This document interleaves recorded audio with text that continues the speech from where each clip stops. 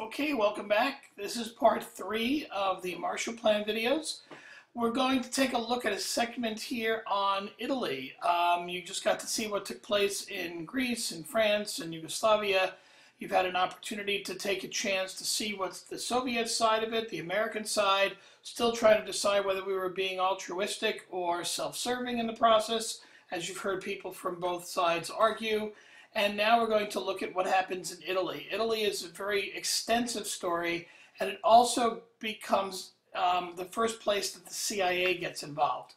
So we're going to run the video, it runs about 7 minutes or so, and then we'll talk more after it. In Italy, by 1948, the Communist Party, led by Togliatti, dominated the left-wing Popular Front. The Christian Democrats, led by De Gasperi, ran the government. In April, the first general election since the war raised expectations of a communist victory through the ballot box. Io mi aspettavo che il Fronte Popolare, I expected the Popular Front, the union of all the parties of the left, to win the election.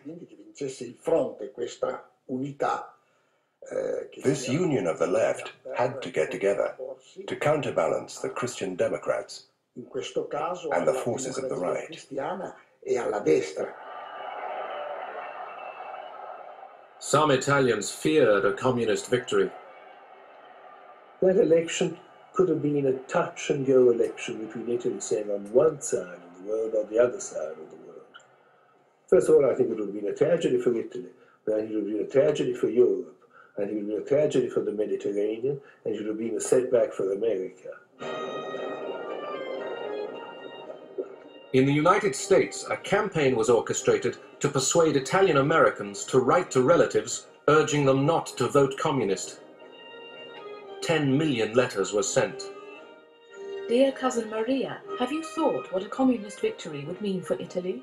It would be terrible. Italy would be ruled direct from the Kremlin.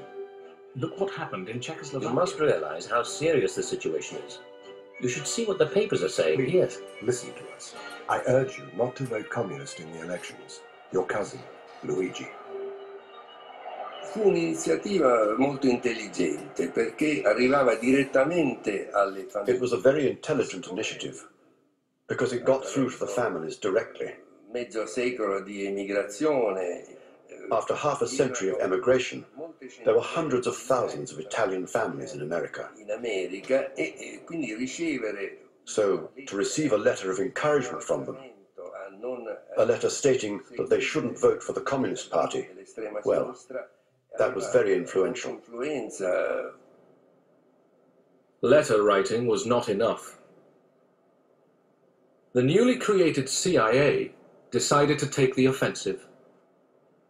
What the CIA needed was authority to develop a program of covert action. General Marshall knew that the situation in Italy was critical. The largest communist party in the world outside of the Soviet Empire. Not having an organization and knowing that the State Department could not achieve the things that he knew had to be done, he personally said, we must explore the means of getting authority to carry out a covert action program that would challenge this tremendous communist threat. This led to a debate within the young CIA. Did it have the legal authority to carry out covert operations? CIA lawyers studied the wording of the new National Security Act.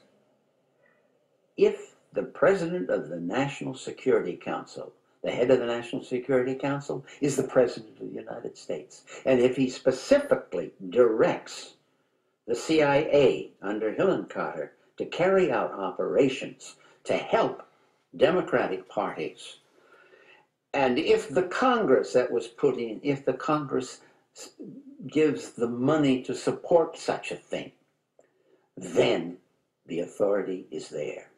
And that was the green light. The CIA then intervened. It began covert operations in support of anti-communists and of the Christian Democrat Party.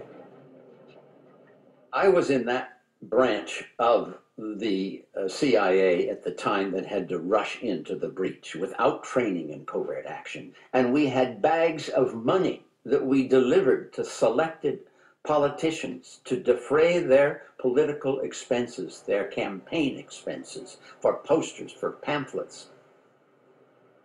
Io direttamente non sono a conoscenza di questo. Personally, I'm not aware of that. It was spoken of, but I don't know anything about it, because I was never directly involved in party affairs. The Church, too, mounted a powerful campaign against the communists.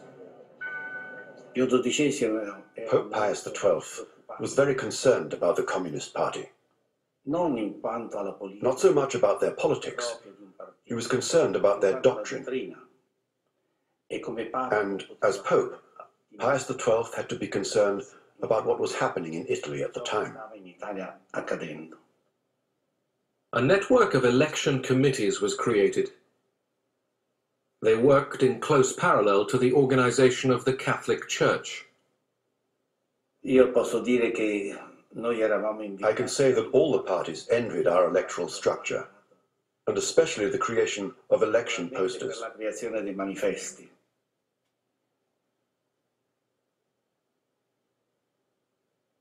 In the rural areas, there were no cinemas. It was unthinkable at that time. So we had this idea. We sent some lorries out into towns and villages, and we projected the films at night, electioneering films.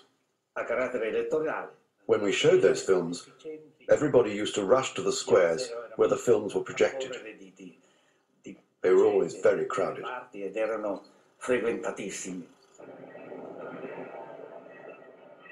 Pope Pius XII and the Catholic Church had supported the fascists throughout their decades of rule. But the Vatican totally opposed communism. Just days before the election, Pius XII excommunicated many members of the Italian Communist Party. You know that Pius XII, in one of his speeches, said you are either for Christ or against Christ. And the Communist Party was against Christ. They were clearly atheists. So, it was a duty of the Pope and of the Church to protect their people. So there was no other protection on the part of the Church but to organize all the Christian movements to oppose the Communist Party. On April 18, 1948, Italy went to the polls. The Christian Democrats won a landslide victory. Italy would remain a member of the Western Alliance. The communist share of the vote was almost halved. All right, so please take a moment to talk amongst yourselves and your groups again about what you just saw. Is this something the United States should be involved in? Does it fall into the context of altruism? The idea of using the CIA for the very first time. How does all this play into the idea of an altruistic program to help other people, to help the nations of Europe rebuild from the war? Take a moment, talk about that amongst yourselves, and then we'll be back for the last section and some final thoughts. Okay, so I hope you had a chance to discuss this. This last little clip helps summarize the Marshall Plan and talks a little bit about what Italy gets from the United States in terms of rebuilding and how Italy has an opportunity to grow as a result of that. But what I really want you to think about is go back to the original question about being altruistic. Or is this a form of American hegemony? Is this the American empire that we've talked about? We've often asked that question in class, is America an empire? If you think America is an empire, is this the beginning of it, or did it start earlier? I'd like to know what you guys think about it. So again, watch the clip. I'll stop it at the end, spend a few minutes in your groups, And then please, I trust you guys have been taking notes about this so that we can discuss it when I get back in on Monday. And once again, if you don't have a chance to finish these, please watch them on your own. The CIA, too, drew its conclusions from the election victory. Well, it was very gratifying.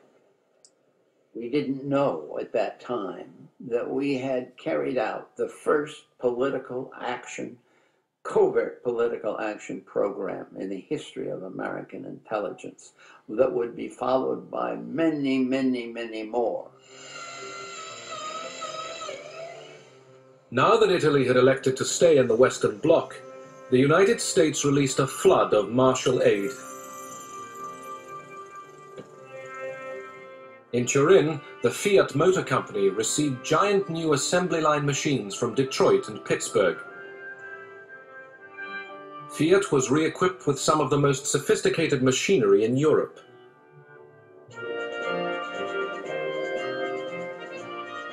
Fiat's recovery would fuel the revival of Italian industry. In Europe and in Italy especially, we thought of America as all-powerful. They had 50% of the world GNP, they had all the modern technology, they'd beaten the Nazi system, and I don't say that we didn't expect it, but we were pleasantly surprised to see the generosity of their foreign policy. And the generosity of their foreign policy at that moment was expressed through the Marshall Plan. The Marshall Plan also demonstrated the United States' desire to secure Europe's future.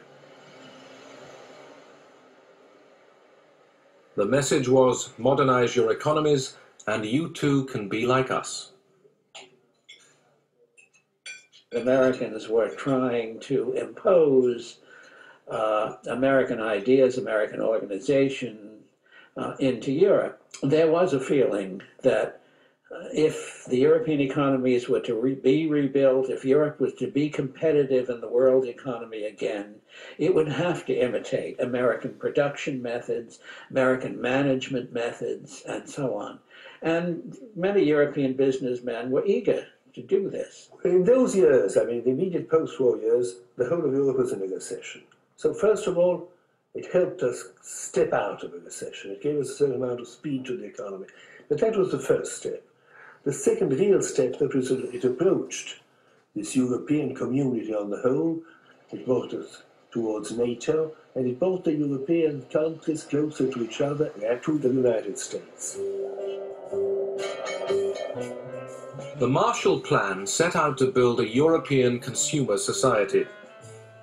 The United States wanted a free enterprise Western Bloc, peaceful, united, and tied to American trade and capital. The Soviet Union was forced to build its own rival bloc. The people of the socialist countries would eye the West for 40 years and wonder. All right, so the question is, who was right? Were we altruistic? Were we empire building? Were the Soviets right? Did the United States want to divide Europe into two distinct camps? Was that the goal? You got to go back and look at what we talked about, or what you should have talked about on the lesson before, in terms of who was America responsible for the Cold War. Where does the responsibility for that lie? Did the U.S. distrust of the Soviets cause that? Did the Soviet fear of invasions from Germany do that? Was Stalin only interested in getting some buffer land between the Soviet Union and Western Europe for fear of another invasion? These are all the types of inference questions you guys should be thinking and talking about. If you have some time left, please talk about them. If not, we'll spend a few minutes on Monday. Hope you have a great weekend. See you on Monday.